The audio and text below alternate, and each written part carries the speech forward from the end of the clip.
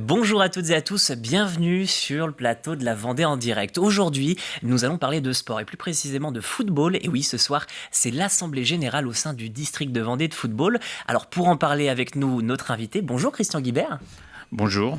Alors, vous êtes vice-président au sein du district chargé des compétitions. Ensemble, on va parler donc de cette Assemblée Générale et on va surtout, et on va commencer par ça, prendre le pouls un peu du football en Vendée. Est-ce que vous pourriez nous dire un petit peu quels sont les objectifs de cette Assemblée Générale ce soir ? L'Assemblée Générale, c'est avant tout faire le bilan de l'année précédente.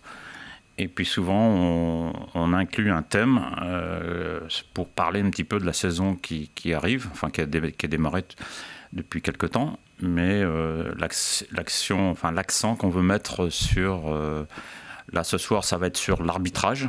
Donc, il y a eu de grosses actions qui ont été faites au niveau de la Ligue, puisque donc pour améliorer la quantité d'arbitres, il faut absolument qu'on passe, on passe par l'embauche de salariés. Donc là, au niveau de la Ligue, il y a 2 CTRA qui ont été embauchés. Et nous, dans chaque district, donc nous c'est notre cas, on a embauché un CTDA, donc un conseiller technique départemental lié à l'arbitrage. Donc ce soir, il va nous développer pendant un bon moment les actions qu'il va mettre en place pour essayer de trouver des nouveaux arbitres, bien sûr, mais aussi de les fidéliser, de les former. Et donc ça va être son travail à plein temps. Et oui, puisque le problème avec l'arbitrage, c'est qu'en général, les arbitres viennent, mais parfois ne restent pas parce qu'ils ne s'y retrouvent pas ou pour d'autres raisons. Et donc, fidéliser, le but, c'est qu'ils restent plus longtemps. Donc, ce nouveau CTDA qui s'appelle Séverin Rager vient d'arriver, va pouvoir développer tout ça.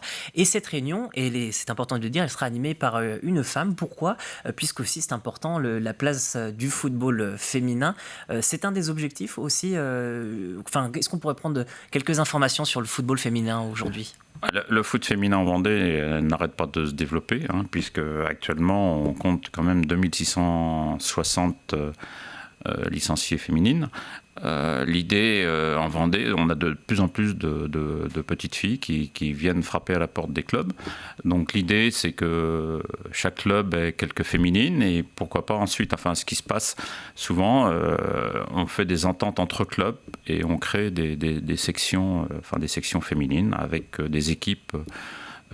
Donc le foot d'animation jusqu'à U11 permet la mixité, mais à partir des U12, U13, donc elle joue seule. Donc on commence à avoir un championnat très intéressant puisqu'on a une trentaine d'équipes. Et puis après, donc U15 féminine, U18 féminine.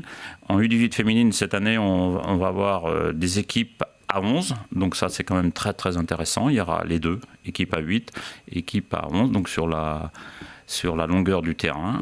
Et ensuite, on a les seniors qui sont toujours en augmentation. Le championnat, donc là, on a 18 équipes en championnat départemental. Après, on a 5 équipes qui jouent en région. Et bien sûr, on a notre porte-drapeau féminin qui est le SO, la Roche SO, avec une équipe en division nationale, en D2.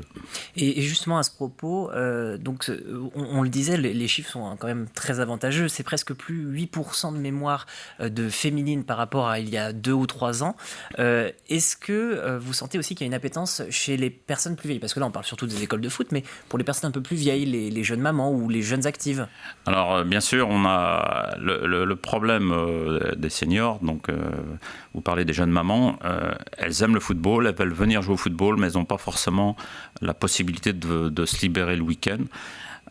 Donc on veut mettre en place, on veut essayer de mettre en place, je pense qu'on va y arriver, à mettre du foot loisir à 8, ce qui existe aussi chez les garçons, pour pouvoir jouer en semaine.